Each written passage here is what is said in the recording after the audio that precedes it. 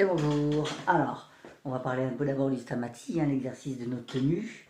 Après, ce sera les vagues du Danube. Je rajouterai deux nouveaux passages pour l'interprétation.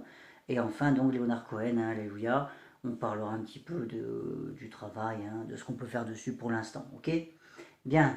Allez, le Stamati, donc juste, alors pour rappel, au niveau rythmique, avant d'entrer dans les détails, des doigts qui tiennent pas et tout ça. Il faut vraiment que ce soit le doigt, comment dire, le doigt qui finit la série est le même que le doigt qui la commence, pour bien situer. Je commence par je le pousse, je finirai par le pouce. Peu importe combien je vais en faire. Enfin, on va dire ça simplement, ok? Donc je le fais. Parce que j'ai pas mis la souris, voilà, c'est bon. Merci.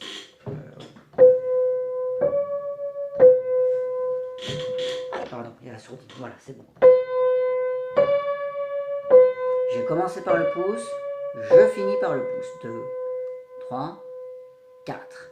Le 2 est levé, il va jouer avec le 3. Je vais commencer par le 2, je finirai avec le 2. Donc ce que je vous disais tout à l'heure également, c'est vraiment on essaie de surarticuler entre guillemets, bam, et bien fort.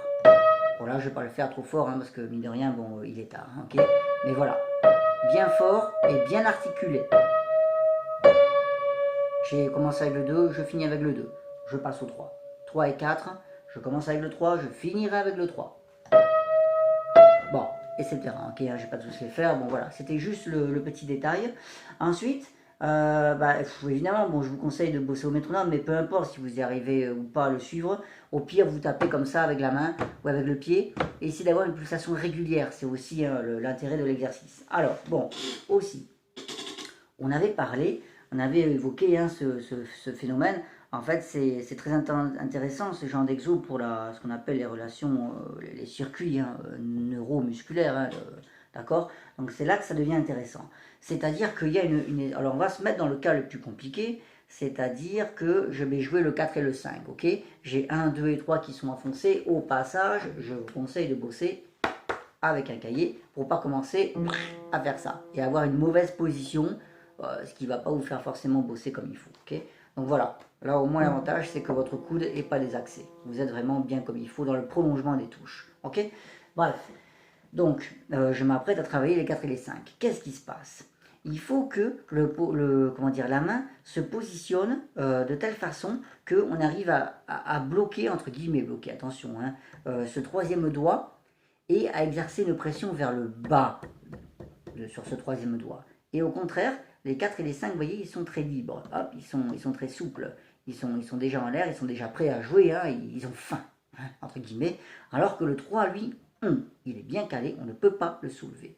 Et donc c'est cette espèce de double commande dans le cerveau, double commande, non seulement double commande, mais en plus opposée, une commande opposée, c'est-à-dire qu'il doit à la fois ordonner au 3 une pression vers le bas, et au contraire, les 4 et les 5, hop, il va les activer plutôt vers le haut, hop, hop, ok, et le 3 vers le bas. Alors, pour que ce soit parfait, entre guillemets, pas pour que ce soit parfait, mais disons pour faciliter tout ce processus, voilà ce qu'il faut essayer de faire. Je vais mettre sur le bord des touches exprès pour que vous puissiez bien le voir. Je vais même d'ailleurs prendre la caméra, et comme ça au moins, j'aurai l'assurance qu'on voit bien tout ça. Voilà ce que je vais faire. Je vais essayer de jouer, donc on en avait parlé, de jouer lentement. Vous voyez là, bon, le 4, normalement, si vous l'enfoncez, il n'y a aucun problème pour le 3. Le problème, il est là. Quand je vais jouer le 5, et ben voilà, parfois le 3 peut se lever. J'ai fait exprès, d'accord? Voilà ce qui peut se passer. Donc, le 4, pas de problème. Quand je vais jouer le 5, je vais tricher pour l'instant. Je vais le jouer lentement, vous voyez? Je le fais tomber lentement. Hop, et je lève le 4 lentement pour que le cerveau puisse comprendre cette double fonction qu'il y a à exécuter sur le 3 et le 4. C'est-à-dire qu'au moment où le 4 va se lever, le 3 devra rester enfoncé. Ok? On a à la fois, qu'est-ce qui va se passer au niveau musculaire? On va avoir une détente du quatrième doigt. Pourquoi? Parce qu'on est comme ça. Bon, en gros, vous voyez, le 5 vient de jouer. Qu'est-ce qui se passe? Le 4 doit se lever. Pour qu'il se lève, il va bien falloir une certaine détente de ce doigt. C'est logique. Si vous forcez comme un malade, vous n'arriverez pas à le lever. Donc au contraire, c'est une détente. Mais en même temps, au niveau musculaire, on a une pression qui est exercée sur ce troisième doigt qui, lui, va vers le bas. Imaginez dans votre tête un doigt qui va vers le bas et un autre qui va vers le haut. Le doigt qui va vers le haut va se détendre. Le doigt, celui-là, le 3, qui va vers le, enfin, qui est coincé en bas, qui est calé en bas, nous dirons, va exercer une certaine pression. Voilà ce qui se passe au niveau musculaire. Et voilà tout ce que le cerveau doit réussir à commander dans ce passage-là. Hop, très lentement, je détends mon 4 et j'exerce une certaine pression. On ne le voit pas évidemment, hein, c'est interne, hein, c'est sensation à analyser, hein, sur ce troisième doigt ici, là, qui est bien enfoncé. D'accord? Hop, tranquillement. Voilà, ok. Et quand ça, ce sera vraiment bien maîtrisé, ok. Voilà, on peut commencer, pardon, je vais prendre une bonne position. On peut commencer à vraiment le jouer bien en mesure, hein, ok. Voilà, voilà ce qu'on pouvait dire, hein, pour cette histoire, hein, de double commande entre guillemets, hein. Bon voilà, je l'exprime comme ça, vous pouvez le comprendre comme vous voulez, mais en tout cas voilà, d'accord, ok. Donc c'est ça qu'il faut bien retenir avec ce genre d'exo. Alors c'est très bon, hein, c'est très formateur parce que en fait on appelle ça un exercice de notre tenue, hein, tout simplement, c'est logique. Et c'est très bien parce que parfois dans les morceaux on est confronté à ce genre de problème. Déjà bon, on sait que ça travaille l'indépendance des doigts. Si vous le jouez fort et articulé, ça va en plus de ça vous développer, hein, les articulations. Mais en plus de ça, vraiment le gros avantage, c'est que parfois dans les morceaux vous êtes confronté à ce genre de problème. Vous pouvez très bien avoir par exemple 2 doigts à tenir et puis après d'autres doigts à aller chercher là-bas, là, je sais pas où, j'en sais rien, j'invente, hein, mais ou alors tourner autour d'un axe fixe, hop. Je sais pas, il y a tout plein d'exercices, enfin comment dire, de cas de figure qu'on peut rencontrer dans les morceaux. Et c'est à ça aussi que ça sert, hein, bien sûr, ok. Donc ça a plusieurs fonctions, hein, ce genre d'exo. D'accord, donc ça c'était pour le Stamati, hein, ok. Oui, ça c'est bon. Ensuite, donc on va prendre les vagues du Danube, hein, d'accord. Et on va essayer de s'intéresser tout simplement au début, comme ça vous allez pouvoir le relier, hein, avec le passage qui suit, que vous connaissez, le tout début, la première ligne, hein, ok. Et ce passage qui vient ensuite, que vous connaissez, et ben le passage qui est juste après. Voilà, comme ça va vous faire quand même... je n'ai pas la partition sous les yeux, mais ça va peut-être vous faire une demi-page, hein, à peu près, hein, d'accord. Ok. Bref, donc, on y va. On va commencer donc par le début. Qu'est-ce que je fais? Je joue, déjà je vous conseille de schématiser comme ça, vous voyez, avec vos mains. 1, 2, 3, 1, 2, 3, 1, 2, 3, 1, 2, 3, pam, pam, pam, pam, pam, pam, et l'arpège. Voilà. Bah ça, ce genre d'exo, c'est très bon, c'est un exercice de coordination, hein, qu'on fait très souvent, que par exemple les batteurs font énormément. Et c'est très bon justement pour le rythme, pour la coordination, pour tout ça, d'accord. Donc voilà, schématisez-le avec vos deux mains. D'abord la droite 3 fois, droite, droite, droite, gauche, gauche, gauche, droite, droite. Vous voyez le tout bien enchaîné. Et maintenant, on a la droite tout seul, et puis après, ensemble, ensemble, la droite, ensemble, ensemble, et l'arpège. Faites ce que vous voulez, on s'en fiche. Ouais, ok. C'est juste pour avoir une représentation mentale du rythme, hein, rien de plus, ok. Et de la synchronisation ou la désynchronisation, ok. À vous d'imaginer après vos notes par-dessus. Ré, ré, ré, poum, poum, poum, ré, ré, ré, sol, si, ré. Poum, poum, ré, mi, ré, mi, ré, mi. Au passage, il y a un petit début d'interprétation dans ce que je fais. C'est-à-dire qu'à la fin, déjà, je commence à ralentir. Le tempo est moins allant. Vous voyez, au niveau interprétation, on va en parler, ok. Donc, on y va. On met la pédale avant de démarrer. Et on va même carrément garder la pédale pendant les deux mesures. C'est-à-dire la main droite plus la main gauche. Ok, je joue. Assez fort et assez allant. Pam, pam, pam, pouf, pouf. Là, c'est vraiment les trompettes. Hein. Poum, poum. N'importe quel instrument qui a vraiment du corps. Enfin, le corps, ce que vous voulez, ok. Poum, poum, poum. J'ai mis tout ça dans la même pédale, ok. Fort, allant. Imaginez vraiment avec du coffre. Poum, détendu. Et hop, au passage, hein, ok. Poum, poum, poum. Maintenant, je change la pédale. Et je la mets pour les deux mesures suivantes. Voilà déjà pour tout ce début, ok. Une pédale pour la droite et la gauche, et puis après une autre pédale pour encore la droite et la gauche, ok. Maintenant, pour la mesure suivante, sans pédale. Pardon.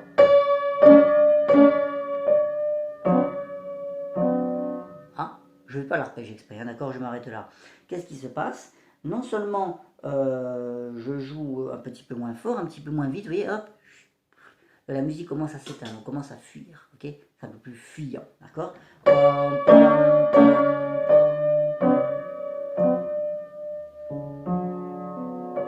Et là, je mets la pédale à la fin, je la mets sur le ré main gauche, et je fais ça très détendu.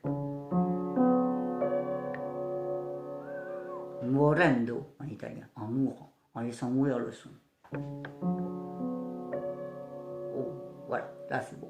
Ok, là on a une belle ambiance. Ok, toujours pensez aux ambiances, aux paysages, à tout ce que vous voulez, toutes les images que vous pouvez mettre dans votre tête, mais qui vont vous détacher du texte. Hein, vraiment, il faut que ça fasse appel un peu.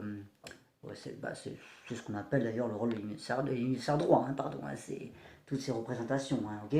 Bref, ok, donc on y va. Au début, on récapitule pour cette première ligne.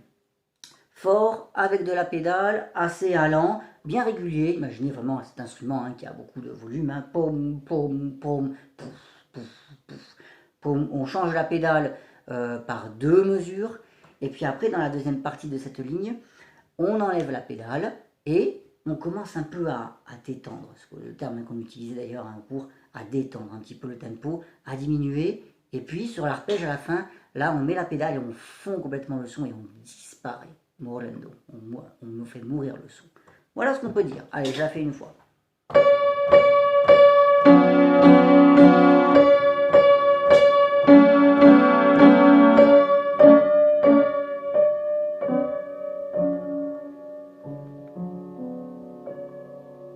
Et voilà. Ok? Ça, après, vous connaissez.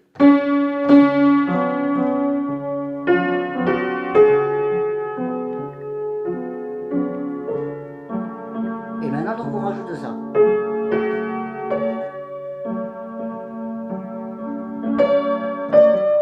Voilà, on va s'arrêter là, pas plus, ok? Donc, nous, dans notre travail hein, qu'on a fait ensemble, on s'est arrêté là-dessus. C'était un Ré avec un Si bémol, d'accord? Parce que le passage précédent, vous le connaissez, celui-là.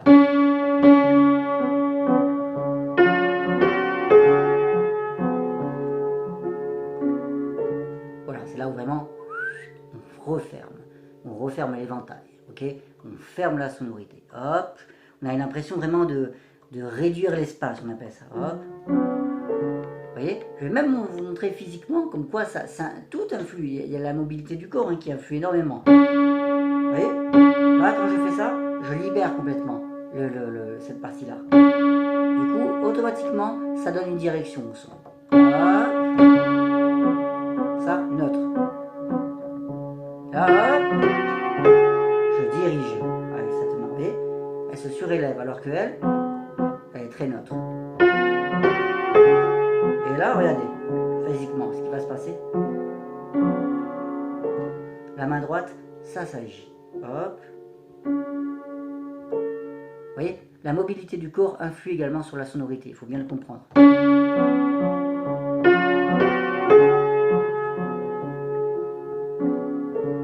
Par exemple, ok. Donc on est arrivé là-dessus. Bon, c'est un petit rappel, juste. Hein.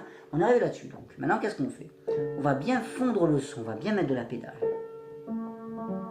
Et là, une autre sonorité, une autre couleur, on appelle ça, hein, d'accord?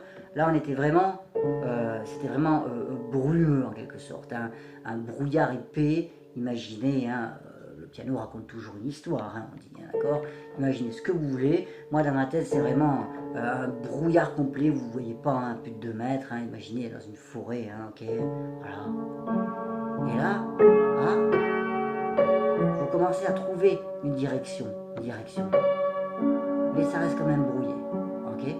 Voilà comment on peut l'interpréter. Alors évidemment, là, vous voyez, je vous parle plus avec les termes musicaux. Hein, on en arrive à faire appel à ce qu'on appelle aux qualités extra-musicales. Bah oui, bah, c'est comme ça que ça marche en fait hein, en musique. Alors peut-être pas pour tout le monde, certains sont très théoriciens, sont beaucoup plus rationnelles, ok? Voilà, moi en tout cas dans ma tête c'est comme ça que ça fonctionne. Alors j'essaie toujours d'expliquer les choses avec des nuances et tout ça, mais vous voyez, là par exemple on a vraiment l'impression d'avoir créé un climat ici, sur ce passage où pile on s'était arrêté, hein. Voilà, une ambiance, et là hop, on commence un petit peu à s'en échapper. On commence à trouver un petit semblant de sentier, mais ça reste brouillé. Ouais. Et maintenant, plaintif. C'est plus encore la même ambiance. Oh, oh, plaintif, comme une plainte. Oh, oh. Voilà, et on s'arrêtera là hein, pour la description hein, de ce passage, sinon ça va faire trop d'éléments d'un coup, hein, ok. Donc, je vais essayer de vous le faire une fois depuis le début. Bon, là on se fixe sur une interprétation, il y en a 50 000 autres possibles, hein, ok. Mais voilà, c'est pour vous donner hein, tous les détails, ok. Allez, je le fais une fois pour.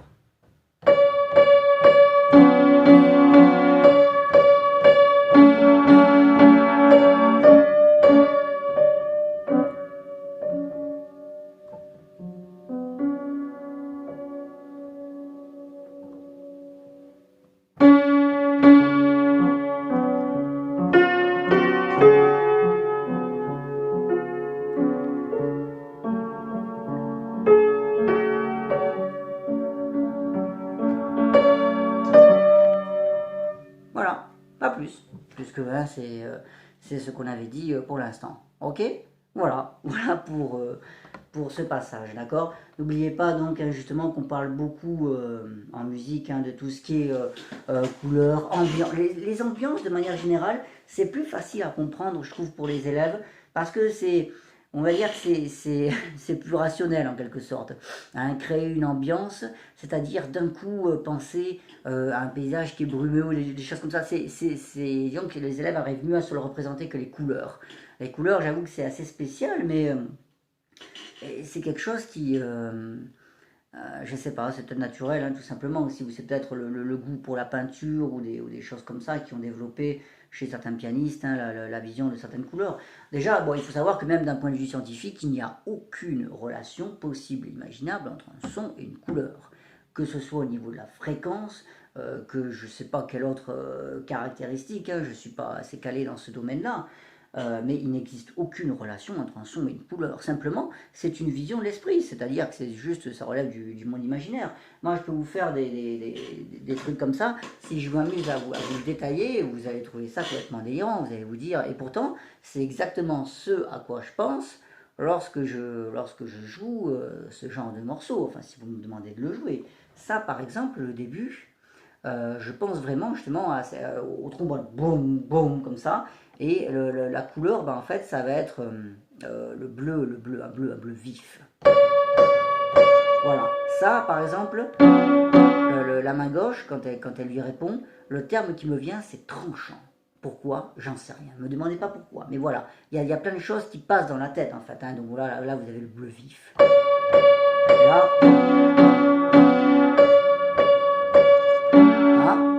Par exemple, ça, vous voyez, là, c'est plus bleu vif d'un coup. Là, ça commence à être une couleur plus sombre.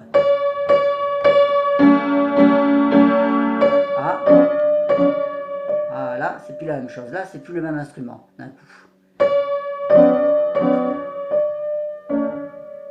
Ah, voilà. Là, les personnages changent. Vous voyez, là, c'est l'aspect théâtral. C'est-à-dire que ça y est, la scène commence à partir et d'autres personnages nouveaux vont arriver. Voilà, c'est une période de transition. Voilà ce à quoi on peut penser tout simplement. Et alors là, fuyant, c'est ce que je vous disais, hein, en mourant. Voilà, hein, c'est tout à fait ce genre d'ambiance. C'est ça, par exemple. Ouais, c'est un mélange de noir, par exemple, et de rouge. Pourquoi? Eh ben, j'en sais rien. Aucune idée, voilà. Ce sont des couleurs qui s'affichent dans la tête, il y a des correspondances comme ça entre les notes, les accords et les couleurs. Voilà, c'est une habitude hein, que j'ai pris en jouant tout simplement, voilà. Ah, ça par exemple, vous voyez, ça c'est une couleur assez chaude. Et là, là d'un coup c'est quelque chose qui s'éclaircit, vous voyez, un peu comme si on allait de l'ombre vers la lumière. Au contraire, tombée de la nuit. Ah, on se promène dans le noir, on cherche une direction. Là, c'est très noir comme couleur. Ah, ça, c'est encore une couleur différente qui arrive. C'est du jaune par exemple ici, avec du rouge qui lui accompagne.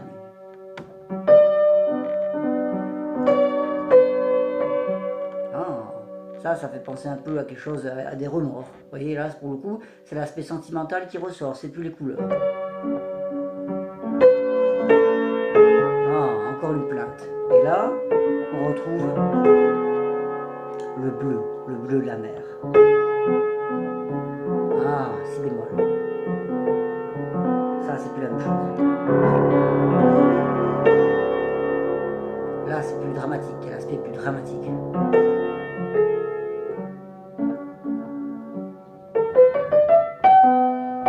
Lumineux. Mais, hop, voilà. C'est l'autre personnage qui va prendre le dessus. Bref, ok, bon, je m'arrête là, hein, mais voilà.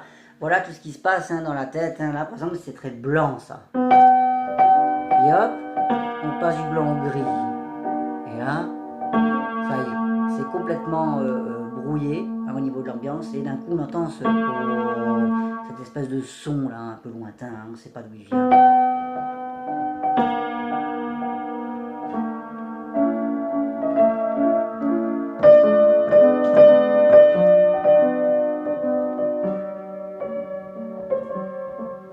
Plein de couleurs hein, qui passent dans la tête, hein, des couleurs à la fois sombres, à la fois lumineuses. C'est l'avantage justement de faire ça, c'est-à-dire que ça influe énormément sur la mobilité du corps, la sonorité. Il y a une grande interaction dans tout ça. Bon, je m'arrête là hein, parce que c'était juste pour vous donner un exemple. Hein. C'est pas forcément le plus intéressant dans ce genre de morceaux, mais dans mes propres morceaux à moi, oui, là on se dit vraiment, il y a tellement de choses qui s'affichent dans la tête que ça devient intéressant.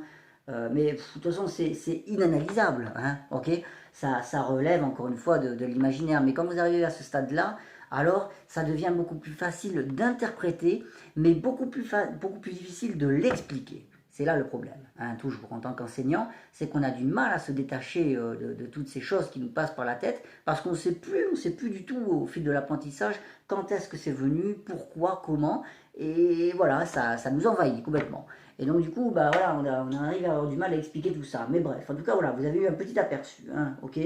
Bon, alors après, c'était quoi? C'était le Cohen, ouais.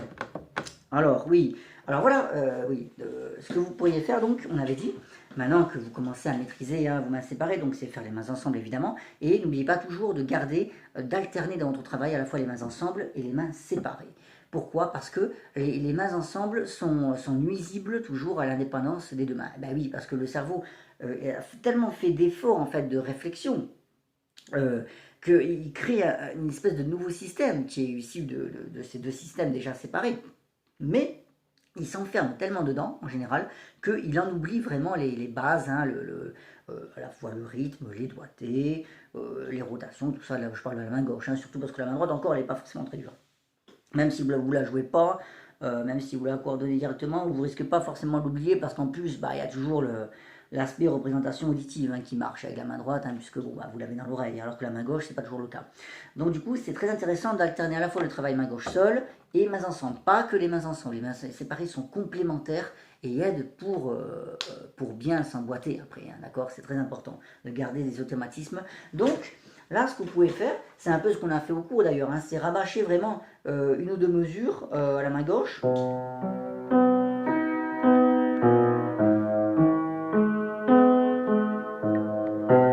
Voilà, bon là j'ai juste fait ça, mais tant que j'arrive pas vraiment à ce niveau-là, vous voyez, de tempo, vous voyez, c'est quand même assez allant. Hein. Maintenant vous pouvez essayer, hein. Ça demande une certaine souplesse, de l'anticipation, éventuellement du par cœur.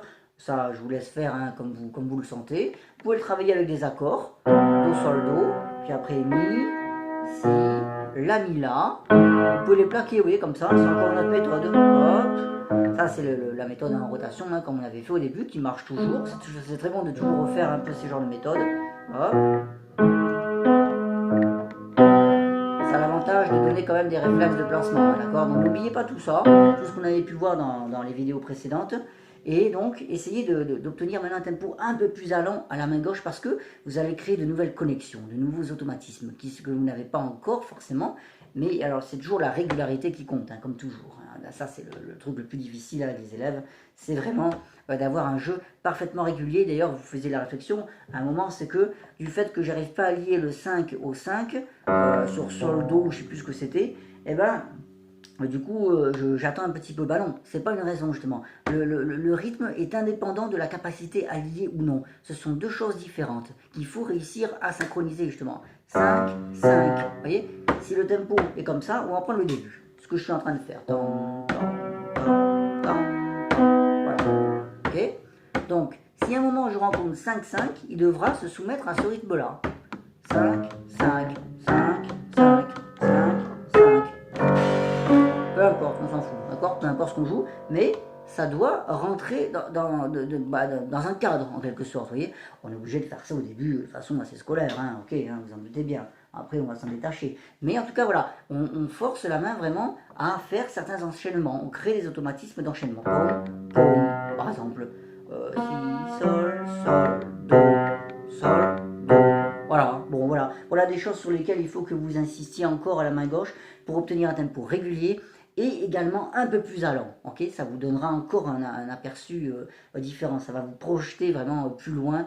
Hein, dès qu'il y a une notion de vitesse, il y a une notion de projection, d'anticipation. Il y a d'autres qualités hein, qui arrivent, hein, qui interviennent avec la vitesse. D'accord? La technique statique ne développe pas toutes les qualités.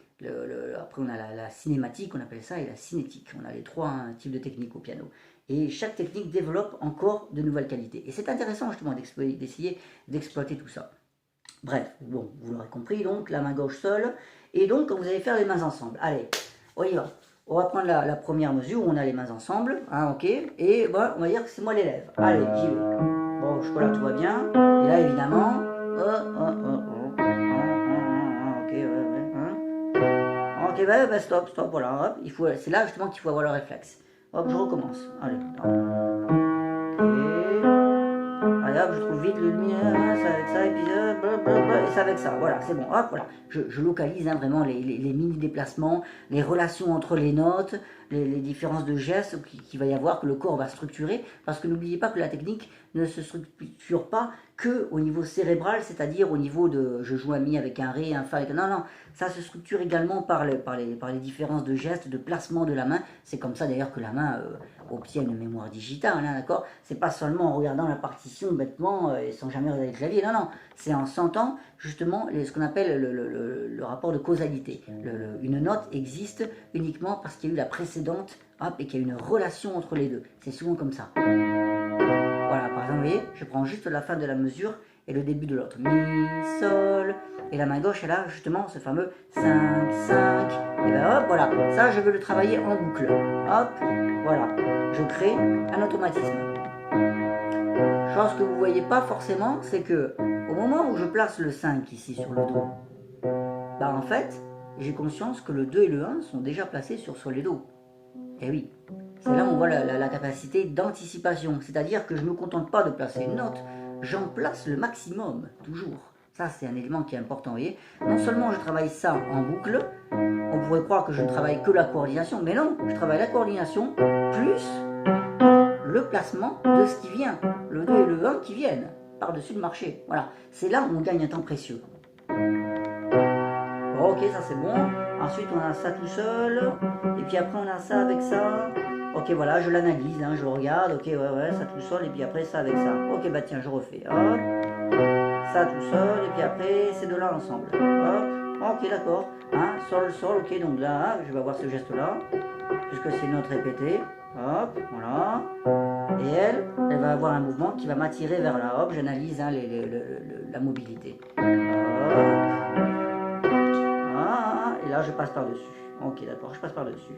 Voyez tout le travail d'analyse qu'on peut faire tant au niveau de la mobilité, de la coordination, de l'anticipation du placement des doigts, etc., etc. Ok?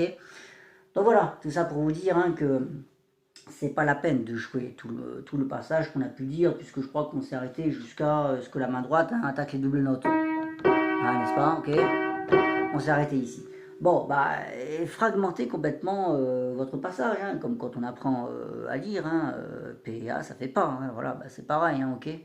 Après, c'est vrai qu'il existe des méthodes plus globales, oui, c'est vrai, d'accord, mais ça n'a jamais prouvé son efficacité. Enfin là, je m'avance un peu dans mes propos parce que je m'y connais pas dans les autres domaines, mais en tout cas, c'est évident que dans la mise en place au niveau coordination en musique, enfin en musique au piano en tout cas, puisque d'autres instruments ne sont pas soumis à la coordination. Il n'y a que les instruments clavier qui le sont. C'est ce qui fait leur grande difficulté par rapport aux autres.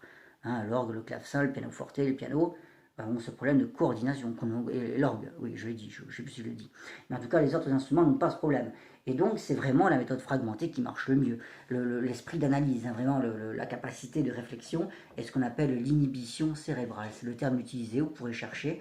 C'est-à-dire la capacité à se remettre en question et à se dire attends merde, ça c'est quoi? C'est un mi avec un sol, ça c'est ceci, ok, donc ça fonctionne comme ça, etc.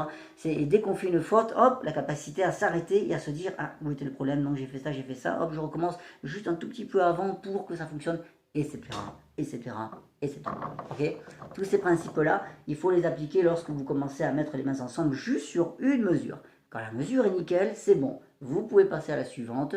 Et quand vous pétez un câble, eh ben, vous faites un autre morceau pour vous détendre, d'accord? Mais vous vous amusez pas sur celui-là à continuer sans cesse, parce qu'en fait, ce qui se passe, juste pour le fonctionnement, pour finir là-dessus, hein, c'est que, allez, imaginons le cas classique, allez, je fais ça. Bon,